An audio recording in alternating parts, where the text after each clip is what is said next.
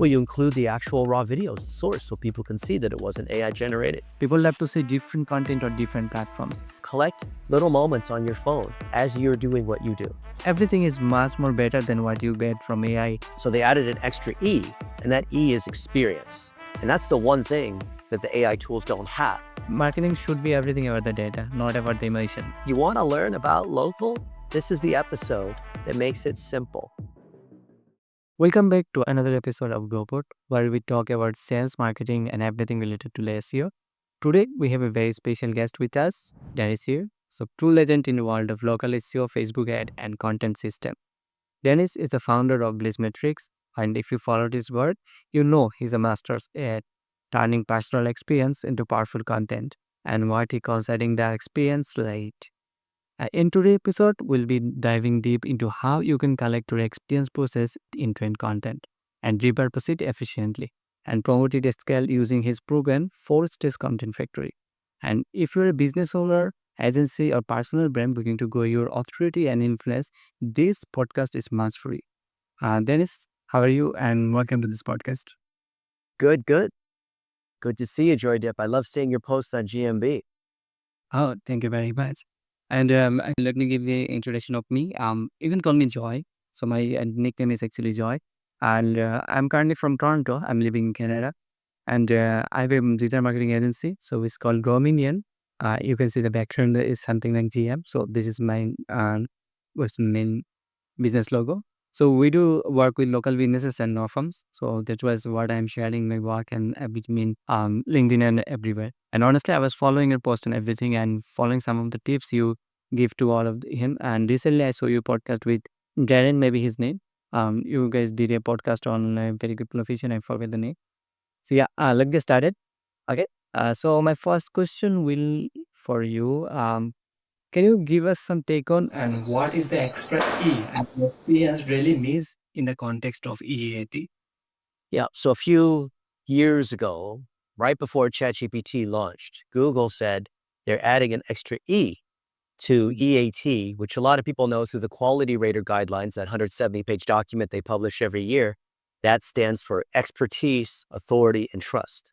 The thing is that you can use AI tools and all kinds of other tools to generate lots of things that have expertise, authority, and trust. So they added an extra E, and that E is experience. And that's the one thing that the AI tools don't have. So Google created a series of blog posts, issued a bunch of warnings right before all the AI tools came out saying, look, we know you guys are going to use AI tools. It's okay to use AI tools in the right way.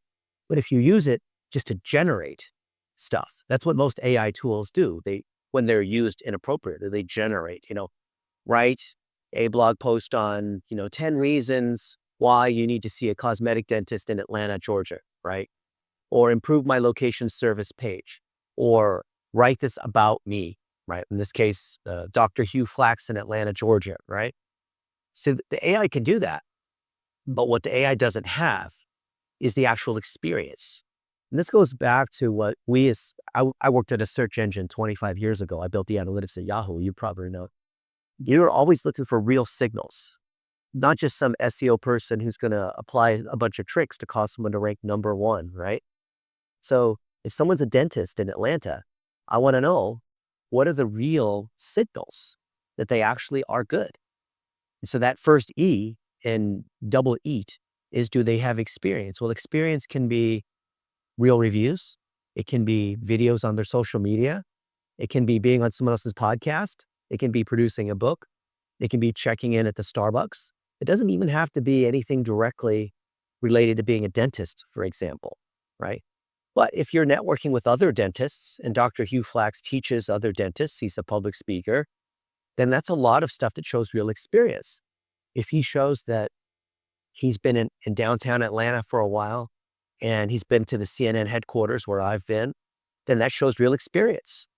If that's uploaded to YouTube and different people in Atlanta to show that he actually is an Atlanta dentist because he's hanging out with other people in Atlanta businesses, going to Atlanta events, talking about Atlanta, that's real E.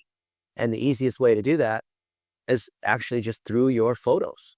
Your photos, are automatically tagged based on who's there and where it is and what's in there. I'd love to show you, in fact. Here, let me show you. Sure. Google, we know, changed eat to EEAT. And so I wrote this blog post, I love to eat, right? Because I think it's hilarious. And so I show real experiences. Yeah, I'm in Vegas, so I can show you real experiences of me eating in Vegas and friends that have flown in, conferences in Las Vegas, right? Now, if you look at my photos on Google, which is also pulled from Apple's iCloud, but I like to do everything inside Google. I want Google to see, right? I want Google to see the YouTube videos. I want Google to see friends that I'm with, right? So Google could see, right? I was at the trampoline park a couple days ago. Google can see that I did some hiking, but I can also look at Atlanta, right? So if I'm a dentist in Atlanta or a chiropractor or a roofer in Atlanta, then I have to be able to show that I'm in Atlanta. And you can see that I have been in Atlanta. There's my friend, Ali Awad, in Atlanta. And here I'm staying at a fancy hotel in Atlanta, right? Here I'm speaking at this conference in Atlanta. Look, if I could take any one of these, this is all about the first E in EEAT. So you can see here on the right side in Google Photos, it shows that September 25th, 2023, taken in downtown Atlanta on my iPhone 15 Pro Max, actually here at the Candler building in downtown Atlanta. And this will show the map and other things that are loaded, right? Yeah, definitely. You see the dot here, right? So this is the real E. So I would ask you, Joy, if you're trying to help someone rank in local, that's the thing that you do. You do a lot of white label SEO and someone's in Atlanta. Don't you want to show real signals that they're in Atlanta? So look at how much I have to show in Atlanta. Can I credibly show that I'm in Atlanta, right? These are all Atlanta. I've been in Atlanta many times. This is when I was at CNN's headquarters in Atlanta. This is a newsroom. This is when I was on TV arguing with Zuckerberg and these other people with all the Cambridge Analytica and all the privacy stuff that you can see. This is here at CNN in Atlanta. This is their headquarters, right? So these are real experiences, and that's what Google wants to see.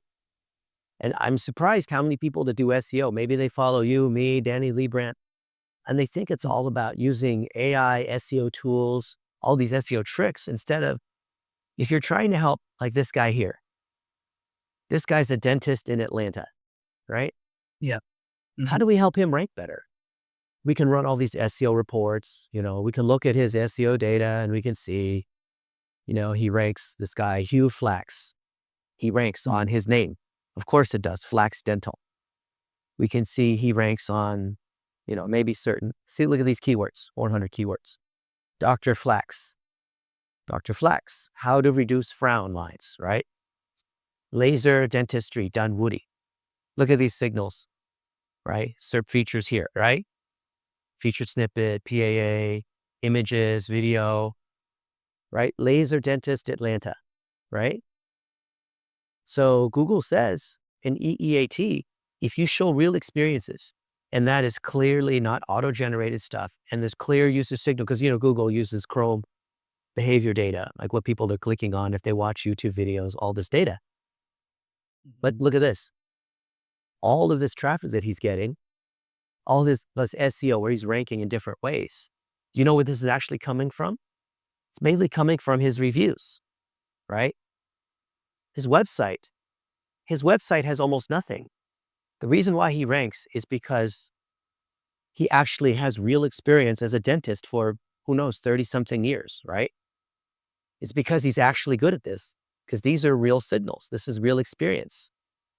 We also know that's true because when we look at his SEO data, you see this here, the first 1, 2, 3, 4 terms are all branded terms. So this is not even SEO at all, right, Joy?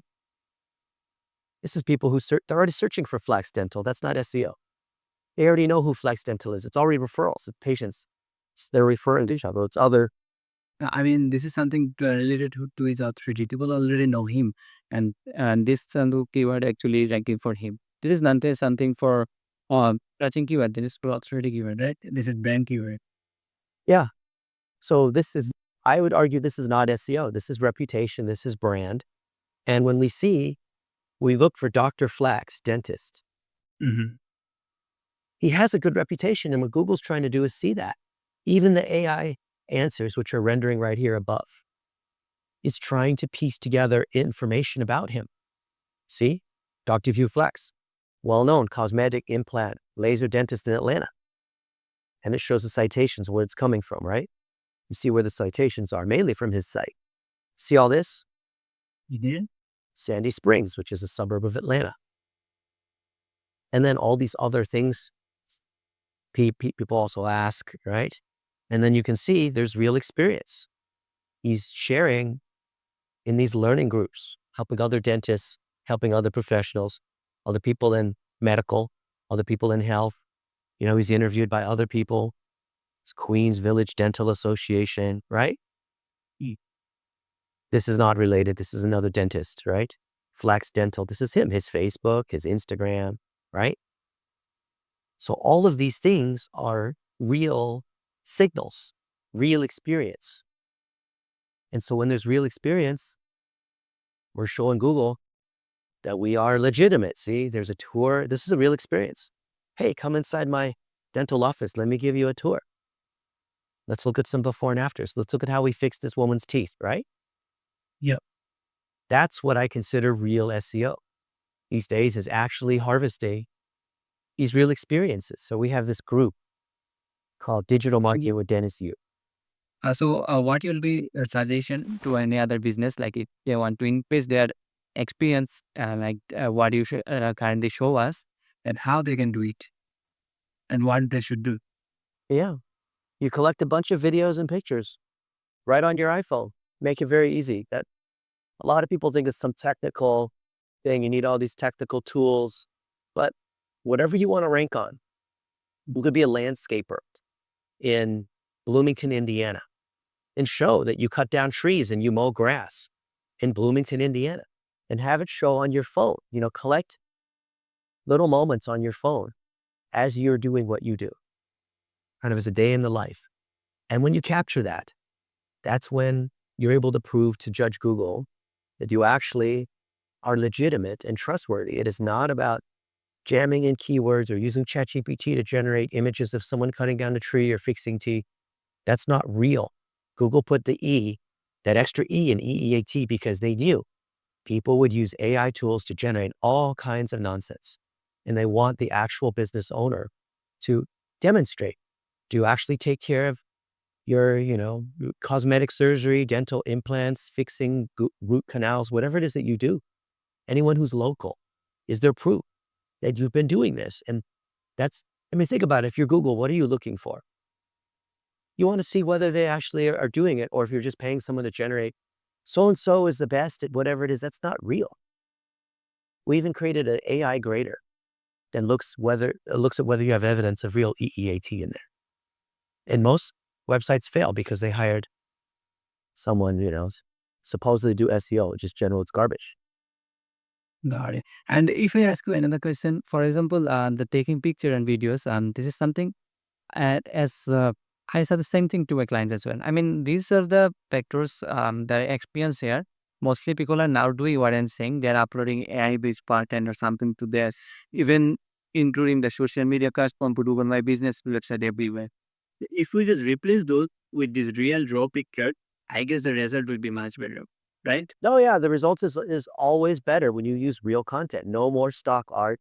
If you create content, even if it is handmade, but if it looks like it's something that could have been generated by ChatGPT, it's not as good. I see a lot of people generating a bunch of location service pages. So let's say that, you are go back to the dentist in Atlanta, and there's all the suburbs in Atlanta. So you do, Atlanta dentistry, and you do Peachtree dentistry, and you do Dunwoody dentistry, and you do every city name in Atlanta dentistry, and use AI to generate that. Don't you think Google's smart enough to see that that's not real? Yeah. And even Google is flagging many websites for that as well. I mean, they're considering this kind of lead generation website. Yeah. It's such a simple topic, yet every day I run into this problem. And I see someone who's hired some SEO expert. And initially it worked. Now they rank on all these keywords. And then a couple months later, they get penalized, right? They lose the rankings. And they say, what happened? And we come in and we look and we see, you were trying to trick Google. You did it specifically to try to trick Google. anything that's done just for Google is likely going to get you in trouble, right? Yes, that's true. That's true. And honestly, it's very true. And if I ask you another question about that, for example, if any business have very broad location for what you are actually suggesting, for example, your client is dentist, but if they are not dentist, they are either rather than a service-based business, but they are from a specific location, but they provide service to a big area. Then what should be their approach on that? It's the same thing. Whatever you do, wherever you do it, whoever you're doing it with, however you do it, show that. Some people are in a SAB, service area business. So they have trucks that go around the whole city. Maybe they work out of their home. That's fine. You can still talk about the city where your customers do the work. So for example, a friend of mine, Brandon Cody, runs power washing. Let me see if I can show you. Brandon Cody.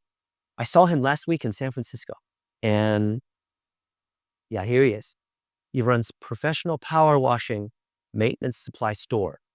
Now, his actual house is not in San Ramon, but if I look in San Ramon, where all the big houses, the big rich houses are, that's where he serves his customers. His customers are all in San Ramon, California.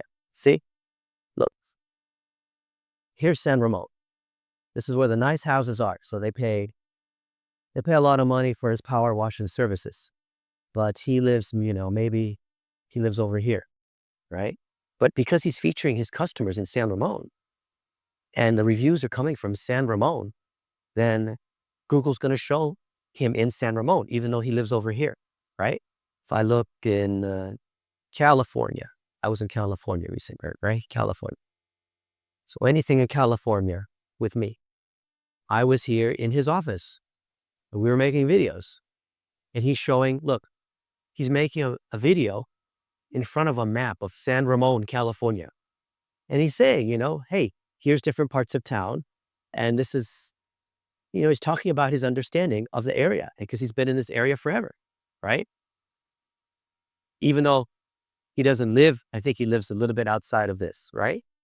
But how strong do you think the signal is? And then we turn this into an ad and, put it on YouTube, put it on Facebook, and we target the city of San Ramon. You can see we actually took this video in Concord. So we're not even in San Ramon, we're in Concord, which is the next neighborhood over, right?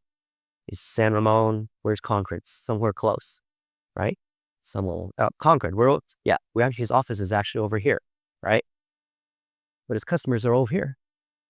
So his crew is here, all his trucks are here, all his people are here.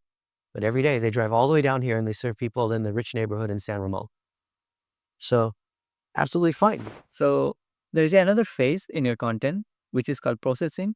So what does the processing phase look like in your phone-based content factory? So processing is when you take the raw content and you turn it into snippets, into blog posts, into YouTubes, into what we call repurposed content. And there's a lot of AI tools that will do this.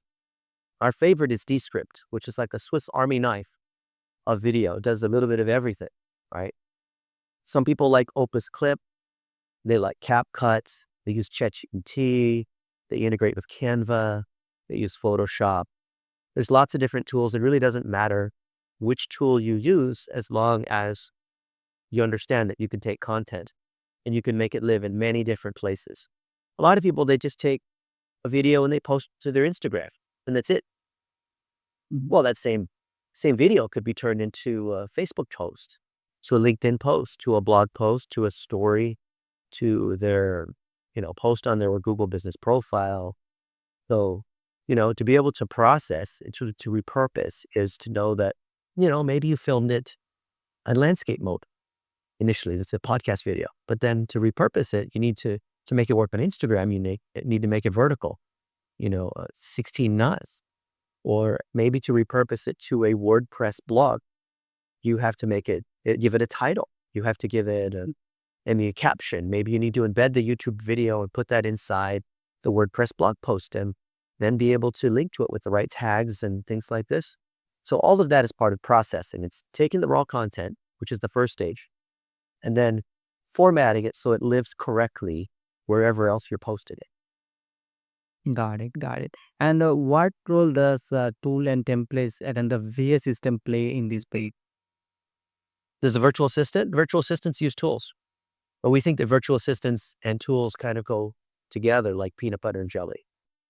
But the better the VA, the more skilled they are, the more powerful they are using tools. So someone who is a not very skillful VA is going to do a bad job even with the fanciest of tools. And we see as the tools are getting more sophisticated, the VAs are having trouble.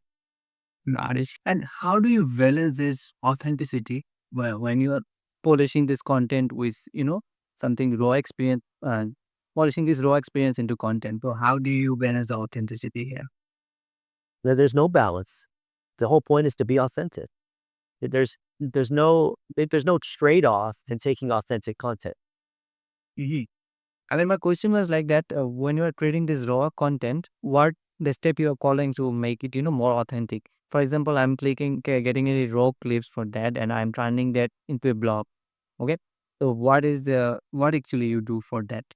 Is it something to write the title about that or something, Oh, how do you preserve the authentic ingredients? Well, you include the actual raw video source so people can see that it wasn't AI generated, right? You include as much of the initial raw detail. What I see is that people take a transcript out of a video. They'll paste it into ChatGPT and say, write a blog post in the style of Dennis Yip, right? It'll be okay, but what the AI tools will do is it will sort of eliminate a lot of the detail, the experience in EEAT, what we're talking about. And unless you explicitly tell the AI tool, please keep as many of the specific details and experiences of who is doing exactly what and how and when so that we don't lose it when it's being processed. So that's a good question you ask. A lot of people, they don't realize that in processing, it's easy to, because what they'll do is they'll say, take this 45-minute podcast and summarize it into an article. And so the AI will write a few paragraphs as a summary, but the summary loses usually the little stories, the references to the people and the moments and the specific events that happen, and you have to preserve those. Otherwise, it looks like AI generated. That's so true. Even, I feel a strain when I make some summary for a book. For example, any books, give me a summary of that book, what is said. I think when you're reading a book, when you're watching a podcast or when you're watching a video, everything, the information, what you get to your brain or everything is much more better than what you get from AI as something for give me the outline or give me the feedback, right? So this is all of the different experience on that. And yeah, and this is a very good point on it. So yeah, so next step will be ask you like after making good content, how do you repurpose it? I mean, what is your repurpose method? If I ask you, So yeah, our favorite place is to repurpose to the blog because we want to rank on Google, the source of truth. We want to have our own website. And once we turn that video or other story into a blog post, we can then embed the YouTube. We can embed other things in there. Once we have that URL, then we can share that URL to other sites. We can share that blog post to Facebook, to LinkedIn, to X, to all these other sorts of channels. And it becomes more powerful where from social we share a link to the blog post than even posting the raw story directly to Instagram or posting the raw video directly to Twitter. I like to do both, but I find the most powerful is when we take the time to refine it into a blog post and then do social sharing on that. Because with the blog post, we can link to related stories. We can embed, we can edit the videos properly. We can make it more polished, but still keep all the raw ingredients. got it. And how do you decide like which platform will get which type of content when you are repurposing those? I mean, how do you decide that in LinkedIn I'll post the long form or let's say the short form or the blog? So how do you decide that? You look at what's working the best. So it's not what I want. It's not what a tool necessarily says, but my friend Matthew Janusek, he runs Escape Fitness. So he sells fitness equipment, very high-end fitness equipment to gyms and professional sports teams. And he's interviewed a lot of people on his podcast. He goes to lots of trade shows. He has pictures and videos of himself working out. He has himself traveling. He has, selfies with people who have won Olympic gold medals or CEOs of big companies. But when he goes to LinkedIn, for example, the things that seem to do the best are when he does a gym makeover. Like, here's the old gym and here's the new gym design. And look at how nice it is. Like Dude Perfect, which is one of the biggest social media names. His equipment is inside their gym. So he made stories about being inside the Dude Perfect gym. And those do the best. So he continues to do more of what's working. The podcast episodes are okay. He would love to push more of that. The new products that he has, those are okay. But if you see what's actually working the best for him, what's actually driving him sales, what's actually driving him traffic, what's actually driving lead forms of gym owners that want to buy equipment, it's when he's featuring these very amazing gyms, like an outdoor gym during COVID, or gyms that he made for very wealthy people, their home gyms. Those stories did the best on LinkedIn. But then if you go to his Facebook, the ones that do better on Facebook are where he and his 2 children are working out together, or they're celebrating his 52nd birthday, and he does this amazing cardio workout. And those ones get the most engagement, most sharing. But like the new gym tours, those don't do well as well on Facebook. So every channel does a little bit different. So you have to look at the actual data. And for everyone, it's going to be different. So you have to look at your data. Got it, got it. And honestly, in that part, while I talking, I realized the same thing. I mean, I'm running my whole agency using the social medias. If I'm truly honest with you, I'm getting leads from Facebook, LinkedIn. I'm getting from it Instagram and then YouTube as well. So I'm doing the same. In YouTube, I'm making podcasts, long form videos. In Instagram, I'm trying the short form content. Okay, making reels, this type of content. In Facebook, I'm active in being various type of groups. I'm writing the various type of story, what I did, what I did for them. Same thing for LinkedIn. I've noticed the same thing. I mean, so not every type of same type of content will do better on each. There's a different algorithm for each one, right? People have to see different content on different platforms. I mean, in Twitter also, you see most like if you want this, comment that, comment this type. This type of content was really good on Twitter. In the Instagram, shorts are actually killing it. And my next question for you is like the short. What type of thoughts should make a small business or, for example, agencies make? Like what should be the type of that? It should be something like result based. It should be something like what they work for or something they talk about. It can be any of those. So yeah, when you're creating shorts, there's 3 stages in the funnel: awareness, consideration, and conversion. So awareness is you're showing something interesting, and that kind of reflects, values. Maybe you achieve something. Maybe there's a new place that you want to show people. You're not selling. You're just getting people a sense of who you are, who you're with, what you stand for, what your life is like. Consideration is my favorite. That's the middle of the funnel. That's where you're sharing expertise. And that's when you can talk about results, about how, Brandon Cody got $1 million power washing company in San Ramon, California.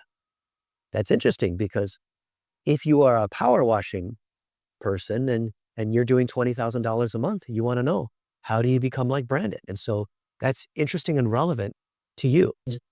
Uh, there's all of us, we have expertise, stories that we can share that we may think is boring. We may think other people don't care. Like my buddy Matthew Janusek, he does a lot of manufacturing in China of his fitness equipment.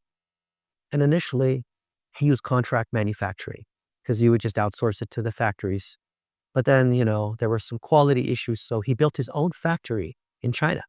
And he went out there, sourced materials, put his own people there, had a whole tour of it. And I think I told him, you should show what your factory looks like in China. Saying, no, no, no. No one cares about my factory in China because, they just care about the dumbbells and the barbells and the fitness equipment he makes. And I said, no, actually, you have a really cool process in how you pour the rubber in a certain way to make these molds in the hexagon shape and to be stronger than the cheap. Like, you go to Walmart, you buy some cheap weights and they crack after a couple of years, but his stuff is very solid because he has a special formulation and the machines that he designed to do it. And all of that is really fascinating, right? So he said, okay, fine. Flew to China and he made videos showing how exactly he makes the equipment. And it's actually fascinating, right? Because I had no idea like how they pour the rubber molds and how they form it and how they, paint it and how they come up with the design of it. And a lot of this stuff and how he does what he does every day, every part of his company, showing how it's being done. That's mid-funnel, and that's where these 1-minute videos or shorts or TikToks or stories, just little 1 moment at a time, not my entire life history, not every single product I've ever sold, but hey, you know, I was in Phoenix, Arizona, and I had dinner with Marco Cipolla, and we ate a Brazilian barbecue, and we ate unlimited rodizio. Like, that's a story, right? That's 1 moment in time. And I can talk about that one experience, right? Which I'm not trying to say everything, because then only in 1 minute, what can you say in 1 minute? And then the third kind of story is when you're selling. And that's when you say, hey guys, I just created a new course. It's $169. And if you are a concrete coding company, then come to codinglaunch.com and you can see how you can grow your coding business. I share all of my SOPs and I share exactly how it's being done. And I'll even help you guys. And we have weekly calls so that you can take control of your marketing so you don't have to worry about the agency, right? You can learn how it's actually done. And this is how agencies actually learn. They learn from me. So if you're a concrete coding company, come to codinglaunch.com. See, so that's an example of a promotional video. But the promotional video is stacked on top of awareness and consideration videos because they've seen so many awareness and consideration videos when eventually they see, hey, by the way, all the things you've seen me do, I put it into a course for you. Now there's trust and people will buy. If I make only sales videos and I've not established a trust, I've not shown my experience, and people are not going to buy. So a lot of people make the mistake of thinking that their shorts should only be sales. And then they wonder why it doesn't drive any sales. They never built the trust. Yeah, this is so correct. And even though I like to share something, that was a kind of similar approach I did for a marriage pipeline. Before my SEO agency, I have also a video editing team. We are around like 30 members on that team. We generally create like a short form content, repurposing content, that stuff. So I do this kind of similar thing. What was our target? They were targeting a small radius area. She said me one thing: how we can grow our authority or audience for the specific area. So we did the same. We plan three type of content. One should be like how to do Botox, something like that. It was a made per client. Then there is this something how we did for them, and there was a part like client saying something. If someone that we did them and be something before and after translation, there's something.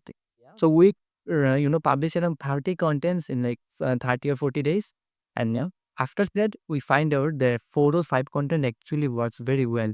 I mean, organically it engages a lot.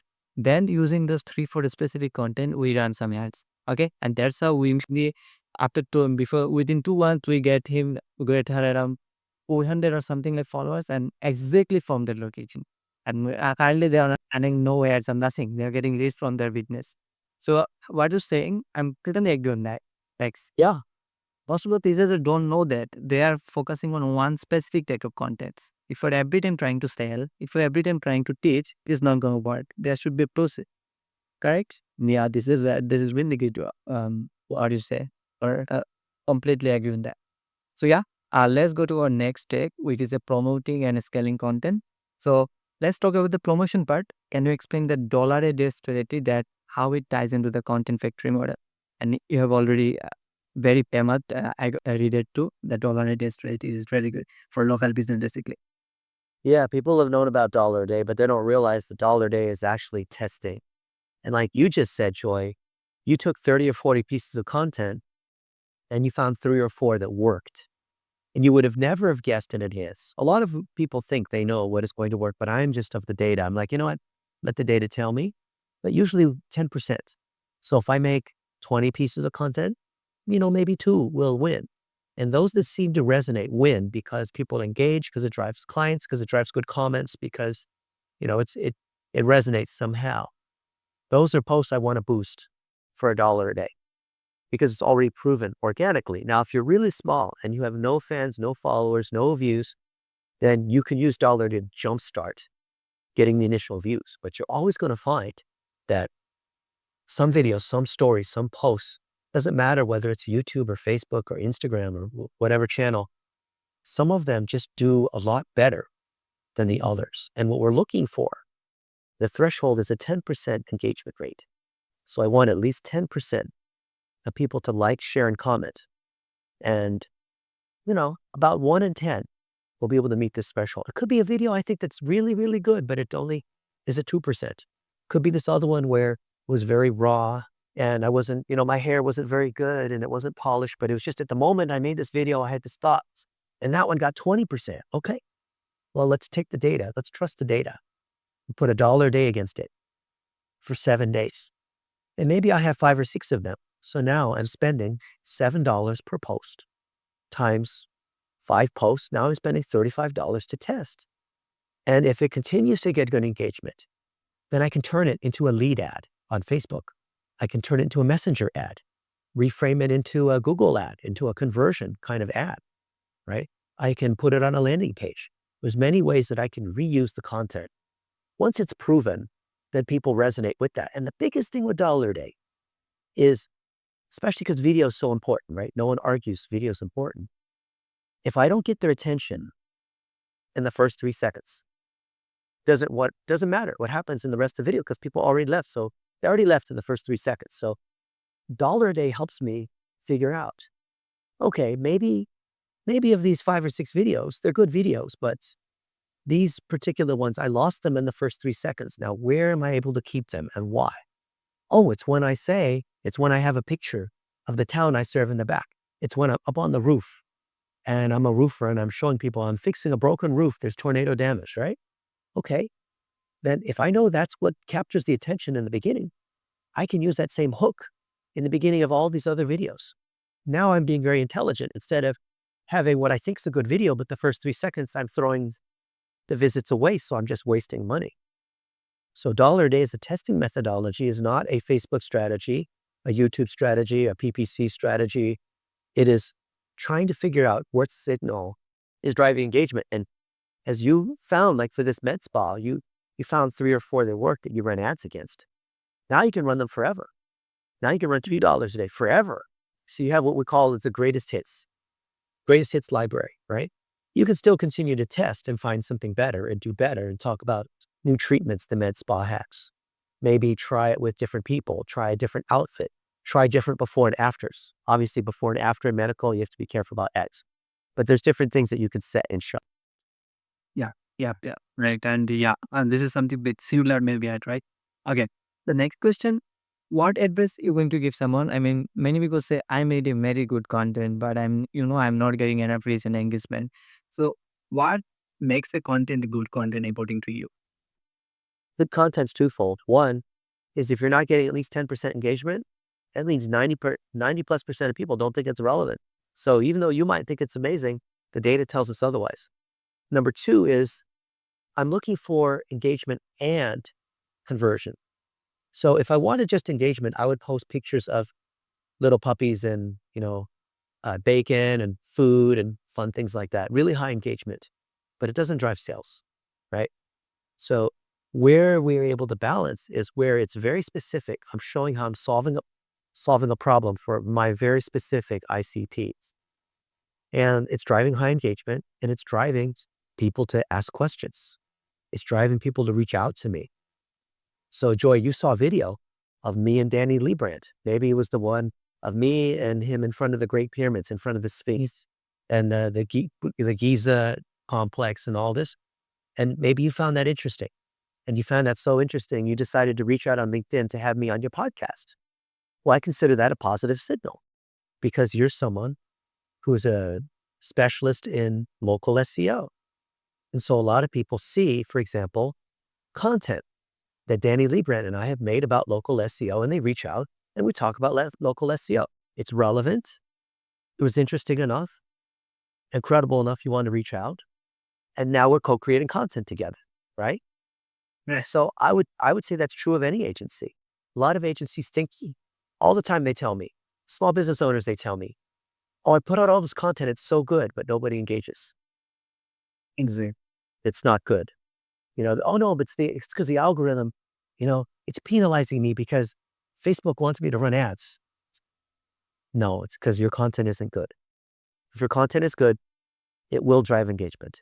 I've done this hundreds of times with people in boring industries. They sell concrete coating supplies, like All Source Supply sells concrete coating supplies. How boring is this, right?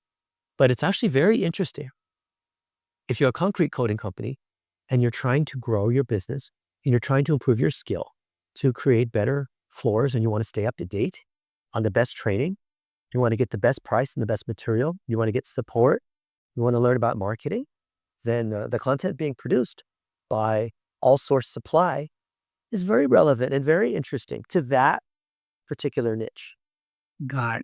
Yeah, and this is so correct. What is it? I mean, marketing should be everything about the data, not about the emotion. This is the main thing. And yeah, so my one main important question after everyone who will be watching this podcast, they'll have one question. If I'm a local business owner, or for example, if I'm a new agency, I'm starting from my day one, and how should I implement your content factory from the day one? So if you are a new agency owner, then you should interview other people in the niche that you've chosen. So if you've chosen dental, you want to serve just dentists, then, interview Dr. Hugh Flax of Flax Dental. If you don't have a client, then interview other people you know or friends of friends and just interview them on your podcast. Don't try to pretend they're a client. Just interview them just to show that that is your area of expertise, that you're focusing on dental, because people have to know, like, and trust you. You have to show that, maybe do some audits. I do lots of audits of local websites to build credibility, right? So if you're an agency, the biggest catch-22 is that, someone who's a concrete coating company, why would they work with you as an agency unless they've seen you've done this for many, many other concrete coating companies? Now, Marco Cipolla has done this for 120 concrete coating companies. He's interviewed so many concrete coating companies. So whether or not that concrete coating company understands digital marketing and Facebook ads and SEO, it doesn't matter, because a lot of their friends already use Coating Launch run by Marco Cipolla, right? And that's what agency owners don't understand. They think, oh, I need to do cold outreach. I need to blast my thing everywhere. I need to use AI. I need to run ads. I need to hire a third-party appointment setter to close me leads. No, it's literally this simple. If you have a very specific niche you serve real estate agents. Okay, great. Then talk about real estate agents. Interview real estate agents. Learn everything you can about real estate agents. Go to a real estate agent conference. Doesn't have to be a client that you interview. Just interview people in the industry to show that you're in that industry. Now, if you're a local service business, you're Brandon Cody, a professional power washing maintenance in San Ramon, California, like I showed you. And he's going to go all around San Ramon, right? Let's say he just started his power washing business. Then he's going to interview everyone he knows in San Ramon. The Italian restaurant. He interviewed the general contractor that he's known for 30 years. I was there. I filmed the interview. And he's interviewed all the people in the neighborhood that he knows in San Ramon. Why? Because when he puts that content out there, the algorithm, meaning Facebook and YouTube and TikTok, will notice, like, this guy Brandon Cody's interviewing all these people in San Ramon. Let me show this to people who live in San Ramon. He's got a map of San Ramon in the back. Here I'm in Vegas, and here's the Vegas Golden Knights. This is the famous professional sports team here. People pay $500 to come to this sports team because it's so famous, right? So they really want to go to the hockey team. So if I make videos here, then people watch this and they'll say, oh, the Vegas Golden Knights. I know who the Vegas Golden Knights are, right? And I didn't say anything about digital marketing. I didn't say anything about, the agencies that I partner with. All I'm doing, if I'm just starting out, I'm just trying to show that I'm a decent human. I'm a nice person. I'm fun to work with. I have fun with my friends. I'm just trying to show that I'm a person, because people, whether you're an agency or you're a local service business, people do business with people. And literally the biggest thing is, can you just show your face? Because then people say, like, oh, I like to work with, friends who are Indian or they're Chinese, or they also, like to go hiking. That's how people make decisions, right? Just show who you are. That's it. It's very simple. Yeah, Pep. And honestly, these podcasts were what I'm feeling is kind of, you're teaching me something. And honestly, the knowledge this podcast is giving to people, it would be huge. I'm loving it, man. And yeah, so we are almost in our closing phase on the question. So my last question, if someone after seeing this, watching this podcast wants to reach out to you or wants to learn more about your work or training, So how they can find out that you have something to be. So the best thing, Joy, I am available on every single channel. I love to see what people are doing. I love to try to help people along. I don't care if you're a young adult trying to, make your first digital marketing dollar, or you're a plumber, HVAC guy, and you've been ripped off by the last three agencies. Google me. Want to find me? Google me. Dennis space YU. I'm on every single channel. You see a whole knowledge panel show up. And that's the mark of whether someone knows digital marketing or not. Does the knowledge panel show up when you Google their name, right? And it's not an AI. It's not a VA. I actually respond to all the comments. It might take me a couple days because I'm traveling or something, but I always respond to everybody. I learned this from Gary Vaynerchuk. He told me this a few years ago. I asked him, dude, you're so busy. How do you possibly, deal with all the comments? It's like, Dennis, comments are my community. I support my community. I stay up till 3, 4 o'clock in the morning, responding to every comment, because no one else, other people that want to be famous aren't willing to put in the time to respond to every comment, right? I do. I look at every comment. Then that's a very amazing. Like, yeah, I mean, okay, very manager. Yeah, definitely. Dennis, yeah, thank you very much again for joining this part. And sure, everyone who will be watching this, and they will definitely love to know more about you. And I know, like, people know you already. And if you do very joy, visit. Yeah, it's an honor. And, tell people, look, you want to learn about local? This is the episode that makes it simple. If you're a local service business and you're tired of all the AI, whatever stuff that keeps changing all the time, this is what is real. You'll hear so many things that sound good from other people. Listen to what Joy and I have to say on what actually works and will still work 5 years from now. Exactly. And this is the video. I mean, many people ask me what we should be doing in the video. So this is something they should be doing. What we talked about in this podcast. This is the Yep. exact post. And if someone implement this within very short time, they will say so. And this is proven. Why I said this proven? This happened with me. I'm getting a lot of traction with video content and everything. So content is the number one thing. It was always the number one, I guess. And just the format change. It was previously, by 10 years back, it was like a blog kind of thing. Now, this is now blog, the short videos, long videos, and everything. Yeah. This is the thing, amazing. Okay, Dinesh, thank you once again for joining this call. And yeah, we are done with here. Thank you, Joy. Yeah. And it just goes to show people like you and I, where English wasn't our first language. It doesn't care about is that we are sharing our expertise.